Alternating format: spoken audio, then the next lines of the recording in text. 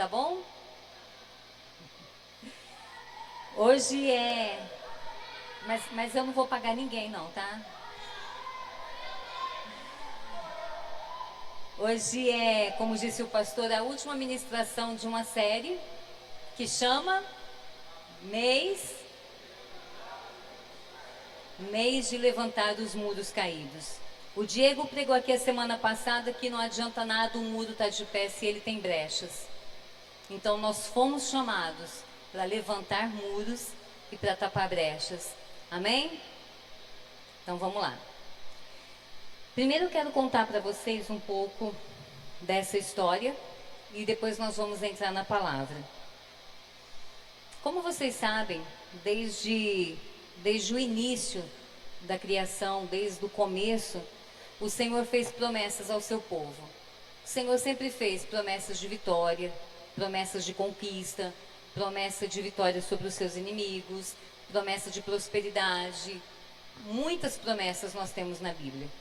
Acontece que essas promessas sempre estiveram ligadas a uma resposta do seu povo. Se vocês obedecerem, se guardarem os meus mandamentos, essas promessas se cumprirão. Se vocês não guardarem os meus mandamentos, se vocês desobedecerem, o contrário dessa promessa se cumprirá. É assim ou não é?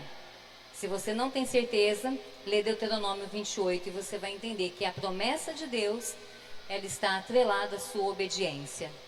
E a obediência, a gente sempre fala sobre a linguagem do amor, a obediência é a linguagem do amor de Deus. Então, para que você receba a sua promessa, você precisa ser obediente, você precisa estar em obediência ao Senhor. E assim sempre foi com o povo dele. Os períodos de cativeiro que o povo de Deus teve, que a Bíblia relata, sempre foram situações, sempre foram consequências da desobediência do seu povo.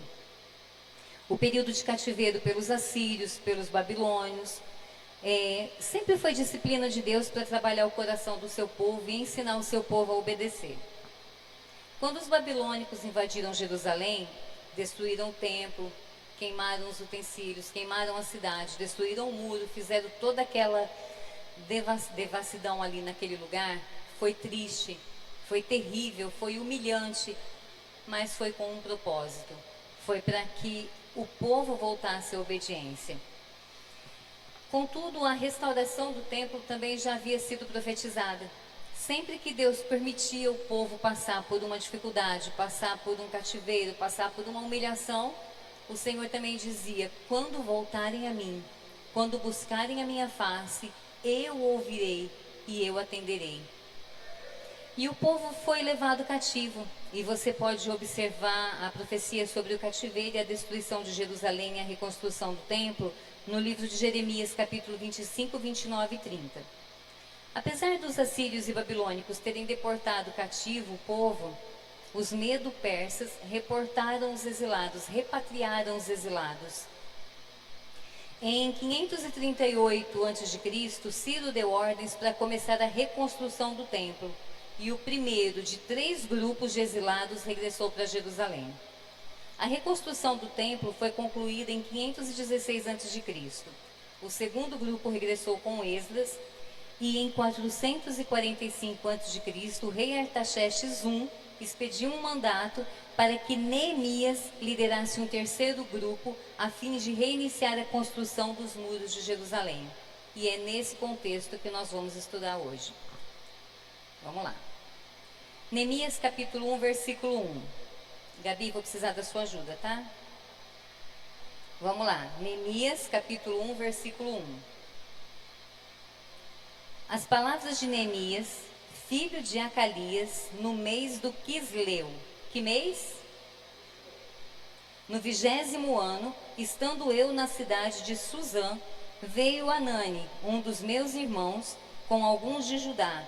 Então lhes perguntei pelos judeus que escaparam e que não foram levados para o exílio e acerca de Jerusalém. Disseram-me: os restantes que não foram levados para o exílio se acham lá na província, estão em grande miséria e desprezo. Os muros de Jerusalém estão derribados e as suas portas queimadas. Tendo eu ouvido essas palavras, assentei-me e chorei, e lamentei por alguns dias, e estive jejuando e orando perante o Deus dos céus. Qual foi a primeira atitude de Neemias? Qual? A primeira reação de Neemias foi sentar e chorar. A primeira atitude de Neemias foi orar e jejuar. Onde que Neemias estava? Onde que Neemias estava? Suzã. Você sabe qual que é a distância de Suzã para Jerusalém? Mais ou menos 1.600 quilômetros aproximadamente. Do lugar onde Neemias estava, para o que estava acontecendo lá em Jerusalém, na posição em que Neemias estava, os muros de Jerusalém caídos interferiam na vida dele? Hein, gente? Preciso da ajuda de vocês. Interferia? Neemias estava em uma posição de... ele estava numa posição privilegiada, numa posição de confiança do rei. Os muros caídos, a cidade destruída afetava Neemias em alguma coisa? Ele precisava se incomodar com isso? Contudo, o verso 4 diz que ele assentou e chorou por alguns dias. Com quem era a preocupação de Neemias? Com quem? Com o seu povo, com os seus irmãos. Essa era a preocupação de Neemias. Logo depois, Neemias assentou, chorou por alguns dias. Depois ele orou e jejuou. Então vamos lá.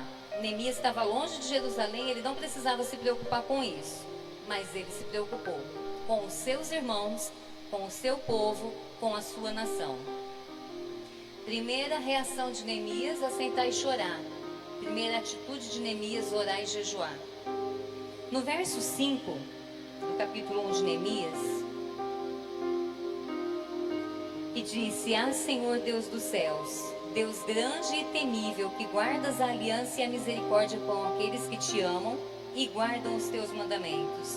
A partir daqui você vai ver a oração de Neemias. E eu quero falar um pouco com você sobre a oração de Neemias. O quanto essa oração se parece com aquilo que você faz na hora do desespero. O quanto essa oração se assemelha com aquilo que você faz na hora da angústia. No verso 5, Neemias começa a sua oração exaltando o Senhor. E ainda diante de toda a situação que Jerusalém se encontrava, por permissão divina, Neemias adora o Senhor. Neemias exalta e reconhece a sua dependência na misericórdia divina. Ele não murmura. Ele não fala: Senhor, por que o Senhor permitiu nós estarmos assim? Por que o Senhor deixou que isso acontecesse? Por que o Senhor não fez nada? Por que o Senhor não destruiu? Neemias adora. A primeira atitude dele em oração é a adoração. No verso 6, Neemias, vamos aqui. Estejam, pois, atentos os teus ouvidos e os teus olhos abertos para acudirem à oração do teu servo, que hoje faço a tua presença, dia e noite, pelos filhos de Israel, teus servos. E faço confissão pelo pecado dos filhos de Israel, os quais temos cometido contra ti, pois eu e a casa do meu pai pecamos. No verso 6, Neemias não justifica o seu erro. No verso 5, ele adora. No verso 6, ele não justifica o seu erro. Ele reconhece a sua miséria e a do seu povo. Ele confessa o seu erro e o erro do seu povo. Ele intercede pelo seu povo. Ele poderia dizer: Senhor, eles pecaram, dá um jeito lá. Extermina eles e me poupa, porque eles pecaram. Mas Neemias, ele se iguala ao seu povo. Ele intercede, ele faz confissão dos pecados e ele busca pelo perdão de Deus, por ele e pelo seu povo. No verso 8, estou indo rapidinho aqui que eu quero chegar em outra parte com vocês. No verso 8, ele reconhece o quanto eles mereceram por aquilo.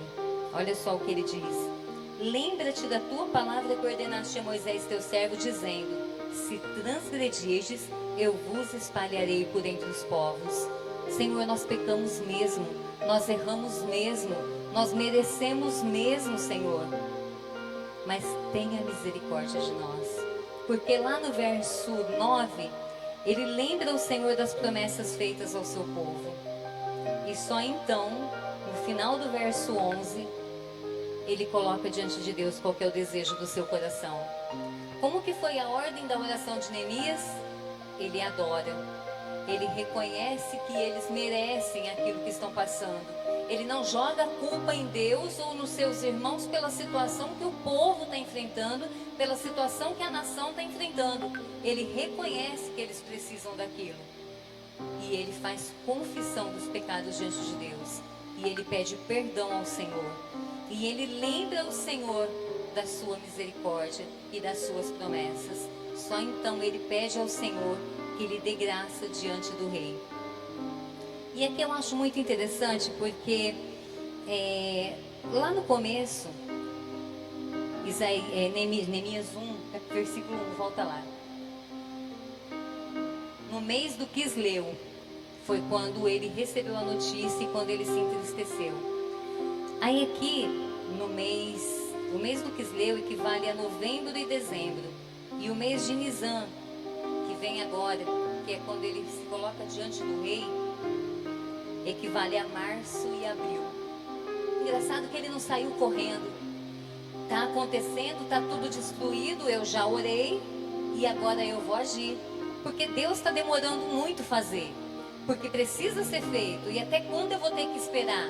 Porque alguém precisa fazer alguma coisa. Porque alguém precisa mover alguma coisa. Ninguém está fazendo nada, está tudo destruído. Daqui a pouco mais alguém invade e ninguém vai fazer nada. Como diz um jovem lá, que era da Novamente, agora é líder de célula, nós precisamos ter paciência com Deus. Neemias esperou o momento certo de Deus agir.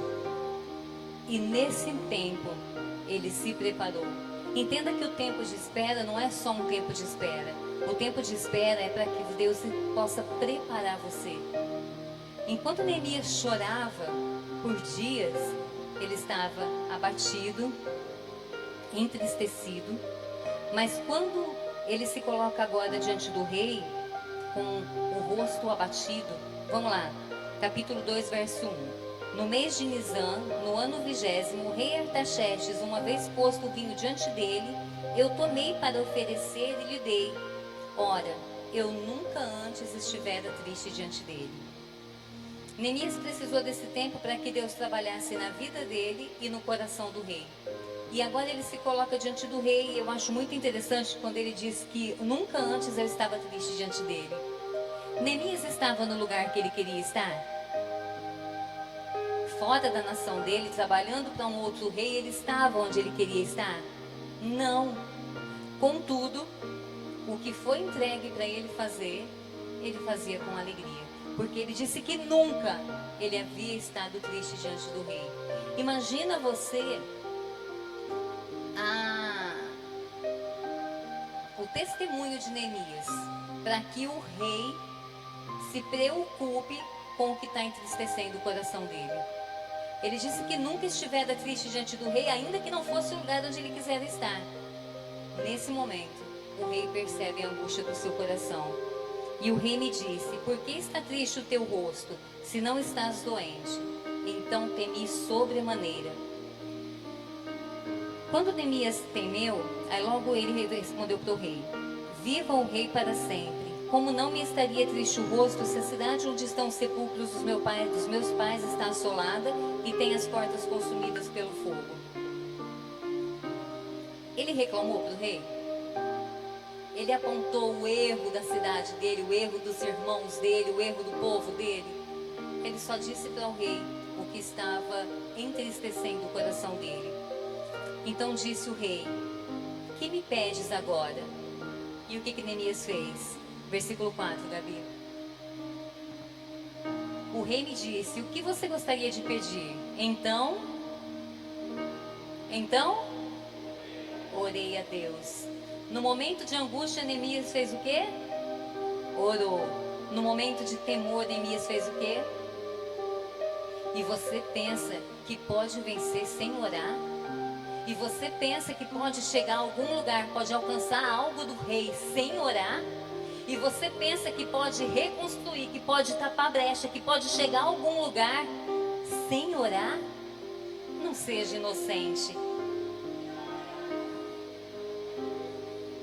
Nos versos seguintes, Neemias pede autorização, olha só, pede autorização ao rei para ir a Jerusalém reconstruir o muro, pede carta para a guarda das matas do rei para que lhe dê madeira para as vigas das portas, para os muros da cidade e para a casa em que iria se alojar.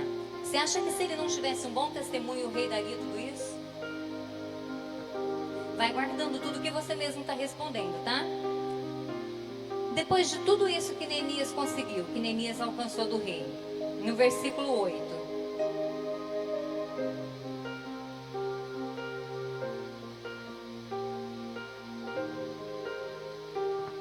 Visto que a bondosa mão de Deus estava sobre mim, o rei atendeu os meus pedidos. Neemias não disse porque eu tenho boa influência com o rei. Neemias não disse porque eu sou bonzinho com o rei. Neemias não disse que porque eu faço as coisas certas o rei me atendeu. Neemias não disse porque eu sou digno de receber o rei me atendeu. Neemias disse porque a boa mão do Senhor estava sobre mim. Reconheça o Senhor em todos os seus caminhos. Reconheça o Senhor em tudo que você intentar fazer, e todos os seus planos serão bem-sucedidos. Mas a honra e a glória é dele. É tudo por ele, é tudo para ele. Neemias reconhecia sua dependência de Deus e da sua misericórdia. Então Neemias agora parte para Jerusalém. Agora ele vai fazer aquilo que ele tinha no coração em fazer. E como que Neemias fez? Ele chegou lá gritando para todo mundo: olha, o rei me mandou, eu vim fazer, agora vocês obedecem porque eu vou fazer. Versículo 12 diz que Neemias não declara a ninguém o que Deus lhe pusera no coração para fazer. Ele saiu à noite, observou o trabalho que tinha, observou os muros de Jerusalém, as suas portas que tinham consumidas pelo fogo e toda a destruição que havia ali, e então voltou para casa. Neemias viu toda a situação de Jerusalém, toda a destruição, viu que tinha muito trabalho, e se não bastasse, os inimigos e opositores começaram a aparecer. Sabalate ao norte, Tobias ao leste e Gesem ao sul, de todos os lados. Quantas vezes você já intentou fazer algo e a oposição começou a aparecer e você se desanimou? E muitas vezes a oposição vem de dentro. Às vezes vem de quem você espera um apoio. E por causa da oposição, você desistiu da reconstrução. A oposição começou a vir e Neemias ficou na dele. Não respondeu à oposição. Até esse momento, Neemias não respondeu à oposição. A primeira arma que eles usaram foi a zombaria e o desprezo. Isso não vai dar em nada. E isso aqui, nessa parte aqui eu lembrei muito de nós. Como podem acreditar em uma obra como essa? Para que um salão tão grande, uma reforma desse tamanho? Vocês acham que vai dar para fazer tudo isso? Vocês acham que vai dar para pagar um aluguel como esse? Para que uma igreja desse tamanho? Para que tanta loucura? Onde vocês estão vendo uma igreja aqui? Quantas vezes nós ouvimos oposições como essa? Pastor, que bom que o Senhor não desistiu de reconstruir. Que bom que nós estamos aqui. Que bom que Deus nos deu esse lugar. Porque esse lugar ainda vai ser pequeno para tudo que Deus quer fazer. Neemias não se deixou desanimar. Ele não apenas confiou em Deus, como também levou todo o povo a confiar em Deus. No dia seguinte, ele junta todos os líderes do povo, todos os nobres, todos os sacerdotes, magistrados, e os convida a reconstruir o muro. Ele mostra toda a situação e a miséria de Jerusalém. Entenda que os muros eram um sinal de proteção, de identidade e também do cuidado de Deus com aquela nação. Os muros estarem destruídos é como se aquela nação tivesse sido abandonada pelo seu Deus e estivesse à mercê de todas as outras nações. E Neemias não aceita essa situação. Não é só pelo povo, não é só pela nação, é pelo nome do seu Deus. Assim como Davi, quando foi lutar contra Golias, é pelo nome do seu Deus, é pela honra ao nome do seu Deus. Aquela cidade estava numa situação em que as pessoas olhavam e falavam: cadê o Deus desse povo? Eles já eram, essa nação já era, eles não têm mais um Deus por eles.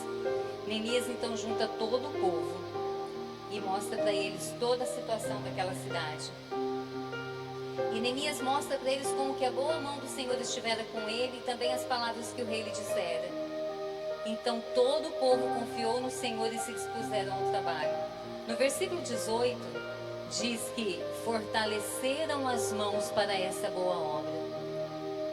Você sabe qual que é o significado de fortaleceram as mãos para essa boa obra? Fortalecer as mãos é quando alguém ou algo dá força, ânimo e apoio para que seja realizado com sucesso. Você tem fortalecido as mãos de quem? Você tem fortalecido as mãos da sua liderança? Você tem fortalecido as mãos do seu pastor? Você tem fortalecido as mãos do seu irmão que caminha do seu lado? Porque uma coisa é certa: ninguém caminha sozinho. E ou você fortalece ou você critica. Onde você tem se encontrado? De que maneira você tem se portado? Você tem fortalecido as mãos dos que estão ao seu redor? Neemias pensou em toda a nação. E hoje eu convido você a pensar como um corpo, como uma nação poderosa. E aqui eu quero entrar com você em uma outra parte. Neemias, quando soube da situação de Jerusalém, orou, se encorajou, se levantou como um líder de valor. Um líder que ora e busca a direção de Deus para todas as coisas.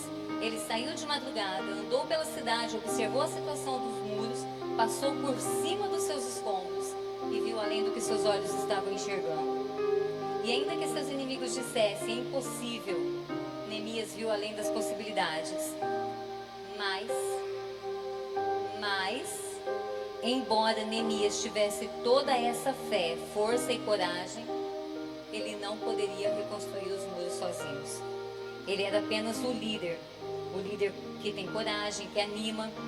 E no capítulo 3 de Neemias, se você ler, se você ainda não leu, eu convido você a ler quando você chegar em casa. No capítulo 3 de Neemias, mostra a união do povo na reconstrução do templo, do muro, desculpa. Neemias determinou que cada um reconstruiria o muro na frente da sua casa. Todos se envolveram na reconstrução. Enquanto eu construía até aqui, o meu irmão construía daqui para frente, o meu irmão construía mais um pouco, e assim foi toda a construção do muro. E por que eu estou explicando isso tão bem explicado para você? A Bíblia diz que até as mulheres se envolveram na reconstrução do muro. E nós, como igreja, temos um líder que ora, que busca a direção de Deus, que anda pelos propósitos de Deus. E a nossa obrigação é trabalhar diariamente na reconstrução do nosso muro, diante do nosso departamento, diante do nosso chamado, diante daquilo que fomos escolhidos para fazer. É a nossa obrigação. Só que como igreja, muitas vezes, e não faça cara de paisagem como se você não fizesse isso, porque eu já fiz isso, nós como igreja muitas vezes olhamos para a situação dos escombros e acabamos quebrando ainda mais tijolos. Sabe como? Nossa, a Andréia fez um trabalho tão bonito, mas ela podia ter feito mais. Nossa, deu só um pãozinho e o vinho, podia ter feito mais.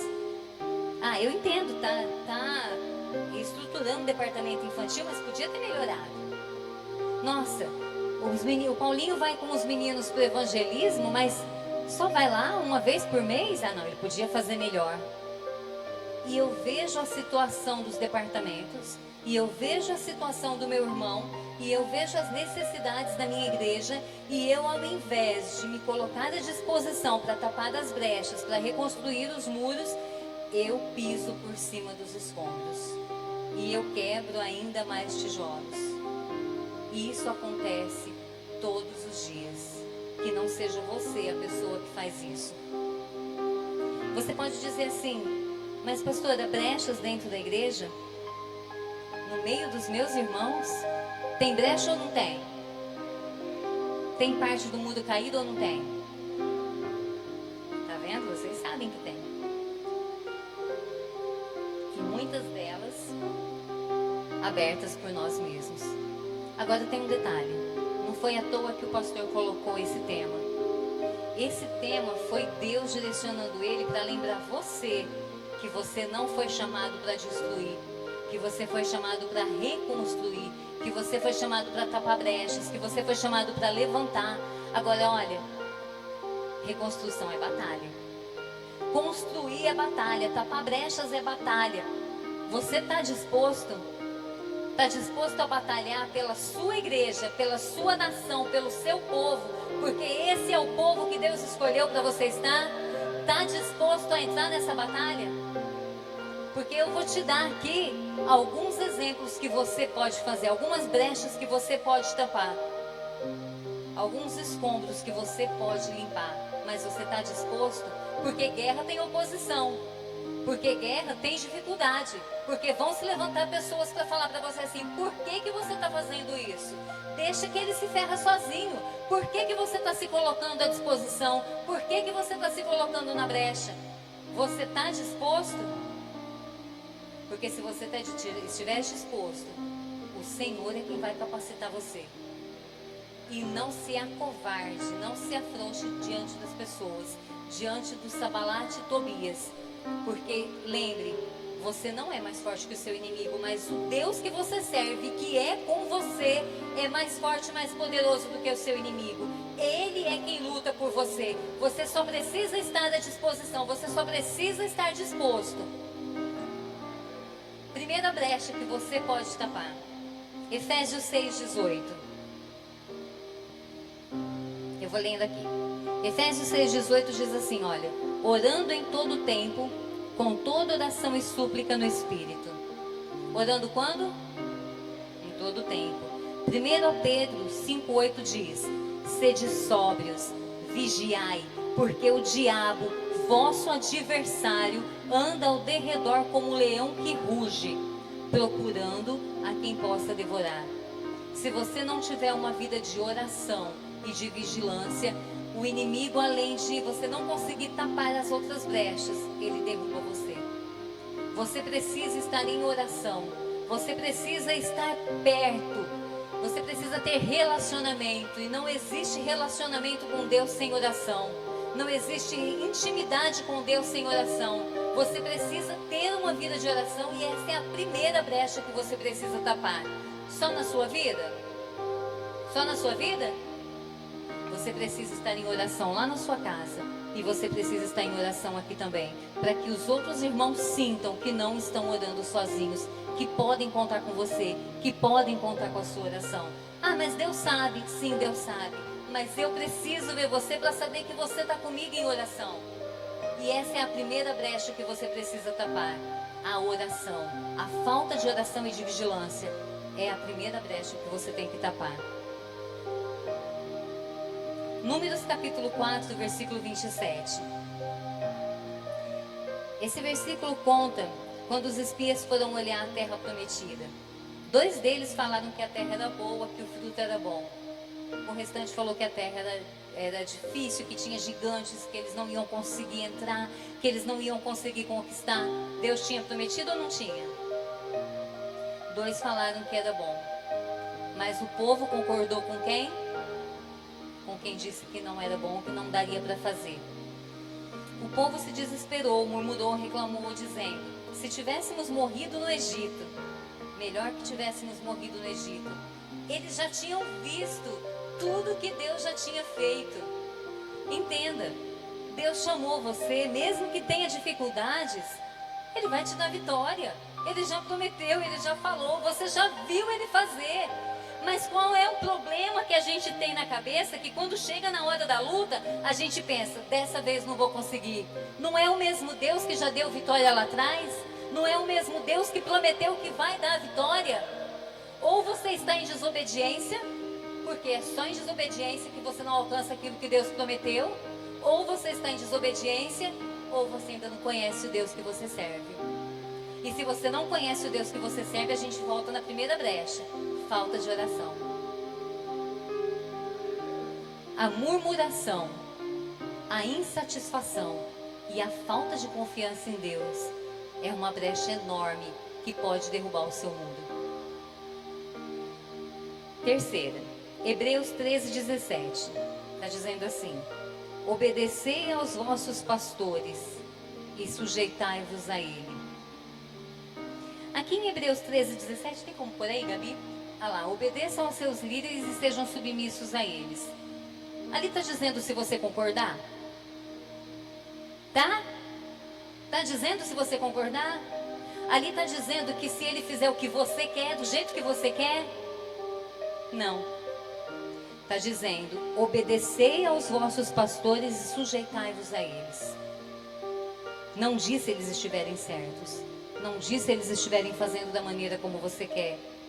Obediência. Se eles estiverem fazendo errado, é eles com Deus. Seja obediente. Essa é uma brecha que você precisa fechar. Principalmente se você for líder. Principalmente se você tiver cargo aqui dentro. Fecha essa brecha. Em nome de Jesus. Quarta, Efésios 4, 31 e 32. Longe de vós toda amargura, ira, cólera, gritaria e blasfêmias. Antes sede uns para com os outros benignos, misericordiosos, perdoando-vos uns aos outros. Muitas vezes a gente tem mudado esse versículo. A gente tem colocado assim, ó: sede com quem vocês gostam, benignos e misericordiosos. Perdoa só quem arrepende e vem te pedir perdão. É assim? Sede uns para com os outros, benignos, misericordiosos, perdoando-vos uns aos outros.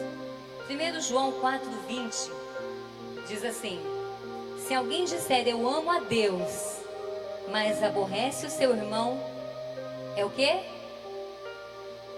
Mentiroso. Pois quem não ama seu irmão a quem viu, como pode amar a Deus que não viu? A falta de perdão abre brechas enormes, não só nos muros da sua igreja, no seu departamento, como também na sua saúde, e impede você de entrar no céu. Perdão é questão de escolha. Escolha perdoar, ainda que a outra pessoa não se arrependeu. Não é sobre a outra pessoa, é sobre você. Perdão é questão de escolha. Escolha perdoar, escolha entrar no céu, porque a falta de perdão impede você de entrar no céu. Por quê?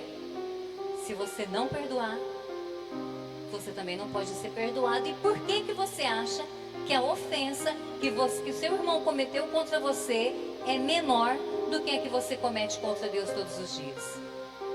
Por que que nós achamos isso? Por que que a gente se acha no direito de ser perdoado por Deus, mas não perdoamos? Fecha essa brecha. Em nome de Jesus, fecha essa brecha. Escolha perdoar. Porque se você escolher perdoar, olha, mas eu não consigo, pastora, perdoar. É muito difícil, dói demais. Dói mesmo. Só até você liberar o perdão. O perdão, a mágoa é como você segurar um espinho na mão. Ela só está machucando você. E enquanto você não soltar, ela não para de te machucar. Escolha perdoar. Tá difícil? Comece a orar por quem te ofendeu. Comece a interceder por quem te ofendeu. Mas se você decidir hoje, você vai conseguir fechar essa brecha. Só mais uma. Provérbios 16:28. O homem perverso espalha contendas, e o difamador separa melhores amigos. Provérbios capítulo 6, versículo 16 ao 19, diz assim, olha: estas 6 coisas o Senhor odeia, e a 7ª a alma dele abomina: olhos altivos, língua mentirosa, mãos que derramam sangue inocente, coração que maquina pensamentos perversos, pés que se apressam contra o mal, testemunha falsa que profere mentiras e o que semeia a contenda entre os irmãos. Uma das brechas mais comuns que o inimigo usa para destruir a igreja é essa. Porque é assim, ó, eu gosto muito da Gabi, amo a Gabi, só que eu vi a Gabi Monteiro destratando ela, então eu fico com raiva da Gabi, e eu vou chegar nela e falar assim: como que você deixa a Gabi te tratar daquele jeito? Você não vai fazer nada?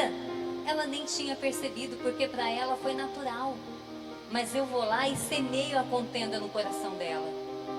E assim acontece muito dentro das igrejas. E essa é uma brecha que o inimigo usa para destruir a igreja. Ame, independente de como seu irmão é. Se chegou até você, que morra ali na raiz, que não saia para frente, que você seja um apaziguador, que você plante o amor, que você acalme, que você traga paz. Amém? Essa é uma das brechas que o inimigo mais usa. Eu quero que você entenda que eu não estou aqui criticando você. Eu nem estou olhando para o pastor, porque se ele fizer cara feia, eu não consigo terminar aqui. Porque eu também já abri muitas dessas brechas. É natural, somos humanos. A questão é, você está disposto a fechar? Você está disposto a aceitar essa guerra e fechar essas brechas? Pela sua vida espiritual, pela sua igreja? O que eu estou fazendo aqui hoje é convidando você para fechar essas brechas, para fortalecer esse muro, para fortalecer o muro da nossa comunidade. Nós temos o líder, nós temos o material, temos a boa mão do nosso Senhor conosco. Hoje nós só precisamos estar à disposição. Nós só precisamos nos levantar como um exército poderoso e tapar essas brechas. E fortalecer os muros da nossa igreja. Porque quando nós fizermos isso, as portas do inferno não prevalecerão contra nós. E todos saberão que nós, que a comunidade cristã ressuscitar, é chamada pelo nome do Senhor. Porque somos um povo forte e fortalecidos a cada dia. Porque temos um muro ao nosso redor, que nós nos fortalecemos no Senhor para construir. Lembra que o inimigo vai se opor. Lembra que não é fácil. No capítulo 4 de Neemias, versículo 1, diz que tendo Sambalate, ouvindo que edificávamos o muro, ardeu em ira e se indignou muito e escarneceu dos judeus. Não importa se vão escarnecer, se vão criticar, se vão falar. Depois lá no versículo 7 diz: ouvindo Sambalate, Tobias, o árabe, os amonitas e os asdoditas, que a reparação dos muros de Jerusalém ia avante, que já começávamos a fechar-lhe as brechas, ficaram sobremodo irados. Ajuntaram-se todos de comum acordo para virem atacar Jerusalém e suscitar confusão ali. Porém nós oramos ao nosso Deus. Mais uma vez a oração. Nós somos tão dependentes de oração. Somos tão dependentes de oração, para que o Senhor nos alcance com a sua misericórdia, para que nos fortaleça. É orando. E tem mais um segredo que eu quero passar para vocês aqui e já vou terminar. No versículo 17 e 18 de Neemias diz assim, olha, os carregadores que por si mesmo tomavam as cargas, cada um com uma das mãos fazia a obra e com a outra mão segurava a arma. Os edificadores, cada um trazia a sua espada à cinta e assim edificavam. Note que quando eles estavam ameaçados, eles oravam. Quero que vocês guardem bem isso.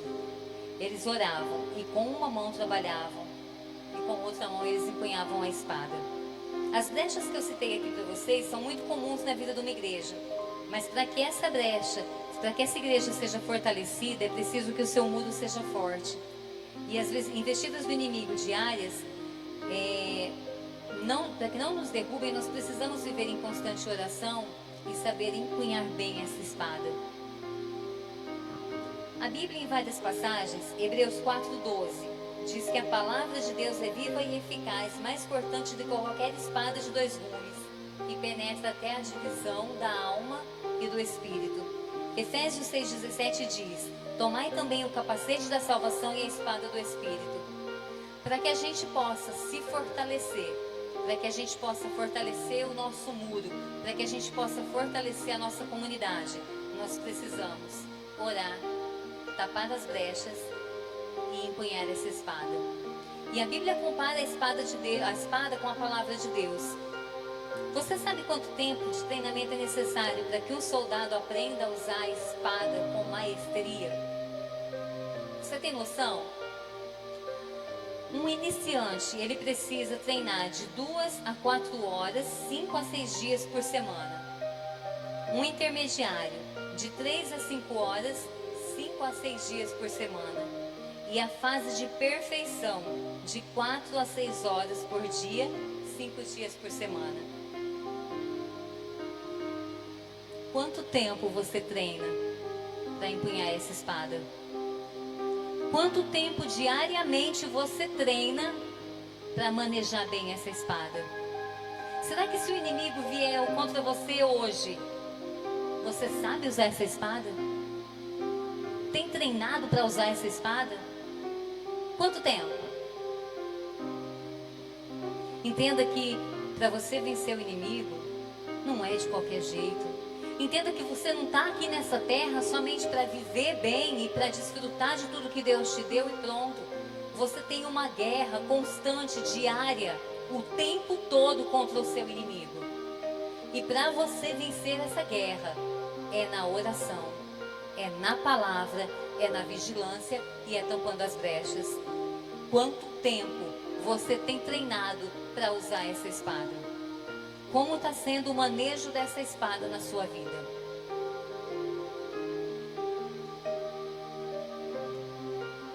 Depois que tampou todas as brechas, Neemias traz de volta todas as celebrações, ele traz de volta, Esdras fica diante do povo e lê a palavra para o povo, e o povo se alegra muito. Toda a reorganização do templo foi feita.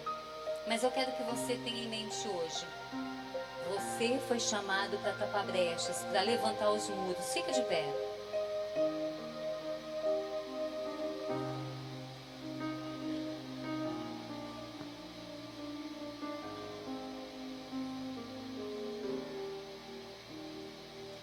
Eu quero orar com você, mas eu não vou chamar você para vir aqui na frente. Mas se você quiser, fique à vontade.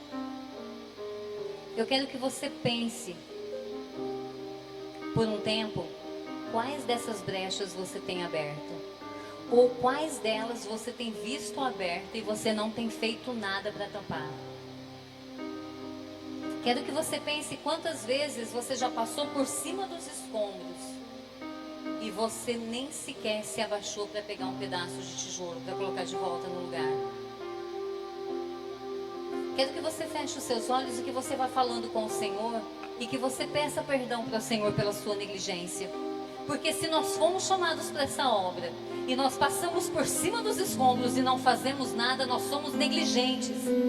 Se nós fomos chamados para essa obra e ao invés de ajudar, nós estamos atrapalhando, nós somos negligentes. E não pense que o Senhor não está vendo a sua negligência. Feche os seus olhos e peça perdão ao Senhor pela sua negligência.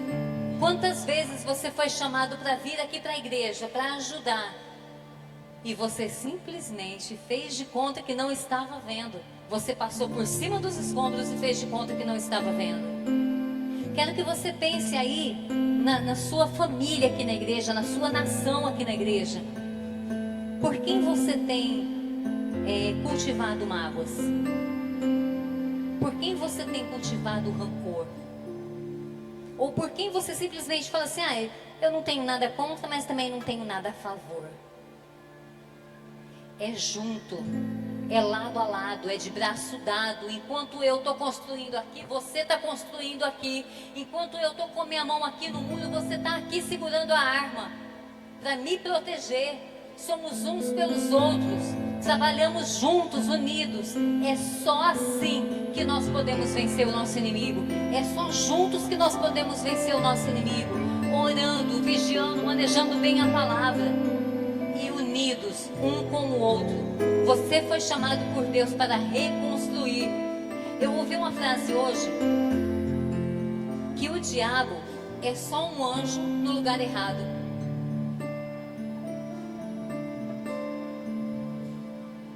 O lugar que você está é o lugar onde Deus chamou você para estar? É o lugar onde Deus escolheu para que você estivesse para tapar aquela brecha? Porque se você estiver fora da sua posição, hoje é o momento de você se realinhar. Hoje é o momento de você se colocar de novo na posição. E nós vamos reconstruir e vencer. A Andréia, junto com as mães, vão reconstruir diante das crianças. O Velto, junto com o Rafael, e nós, toda a igreja, vamos reconstruir diante dos jovens. Porém, se eu falar assim, pastora, você se vira com o Remifem, porque é um departamento que eu não gosto. Eu ajudo aqui, mas você se vira ali. Eu estou abrindo brechas, e por essa brecha o diabo pode entrar e destruir todo o muro que nós já construímos. Você precisa estar à disposição. Você já tem o líder. Você só precisa se colocar à disposição. Traga aí a sua memória quantas vezes você poderia estar à disposição e não esteve. Quantas brechas você viu abertas e não fechou. Quantas você mesmo já abriu. Vai limpando, vai tirando, vai tampando todas essas brechas, porque a boa mão do Senhor é com você nessa obra. Senhor meu Deus, nós estamos aqui diante da Tua presença. Senhor meu Deus, essa aqui é a igreja que o Senhor escolheu, esse é o povo que o Senhor levantou. Pai querido, nós estamos aqui dispostos, Senhor, à reconstrução. Nós estamos dispostos, Senhor, para tapar as brechas. Nós nos colocamos à disposição. Senhor, nos capacita, nos fortalece, nos dá a Tua graça. Nos usa, Senhor, com poder, com autoridade. Somos os Teus servos, somos a nação escolhida por Ti. Pai querido, nos ensina a amar mesmo aqueles que são diferentes. Mesmo aqueles, Senhor, que não são como nós gostaríamos que fosse. Porque nós, Senhor, somos diferentes também. Mas nos ensina, Senhor, a amar. Nos ensina, Senhor, a nos fortalecer uns aos outros, a trabalharmos juntos, a trabalharmos em amor, a reconstruir, a tapar as brechas. Senhor, que esse muro seja reerguido, que esse muro seja, Senhor, fortalecido, que a Tua igreja seja fortalecida, que o Teu povo seja fortalecido, que os departamentos desta igreja sejam fortalecidos, que em todas as coisas a Tua boa mão esteja conosco. Que o Senhor nos direcione, que o Senhor nos dê entendimento e visão espiritual. Abre, Senhor, a nossa visão espiritual, que possamos reconhecer, Senhor, que o nosso inimigo está ao nosso derredor e que nós aqui, Senhor, somos chamados pelo Teu nome. Nos usa com poder, usa a Tua igreja com poder, reveste, restaura, Senhor, e renova o Teu povo. Tudo isso, Senhor, coloco nas Tuas mãos nesta noite, em nome de Jesus.